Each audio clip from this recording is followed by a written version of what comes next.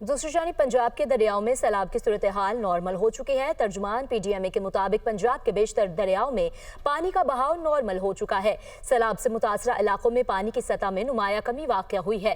दरियाई सतलुज गंडा सिंह वाला के मुकाम पर पानी का बहाव 1,04,000 क्यूसिक है। दरियाई सतलुज सुलेमानकी के मुकाम पर पानी का बहाव 81,000 क्यूसिक रिकॉर्ड किया गया। दरियाई चुनाब मराला के मुकाम पर पानी का बहाव 42,000 क्यूसिक है, जबकि दरियाई चुनाब में खानकी हेडवर्क्स के मुकाम पर पानी का बहाव 44,000 क्यूसिक रिकॉर्ड। दरियाई चुनाब में कादिराबाद के मुकाम पर पानी का बहाव 37,000 क्यूसिक और हेड तरीमू के मुकाम पर पानी का बहाव 41,000 क्यूसिक तक रिकॉर्ड किया गया। पंजनत के मुकाम पर पानी का बहाव 1,33,000 क्यूसिक है। दरियाई रावी जसड़ के मुकाम पर पानी का बहाव 8,000 क्यूसिक और शादरा के मुकाम पर पानी का बहाव 9,000 क्यूसिक है। बलोकी हेडवर्क्स के मुकाम पर पानी का बहाव 31,000 की क्यूसिक रिकॉर्ड किया गया।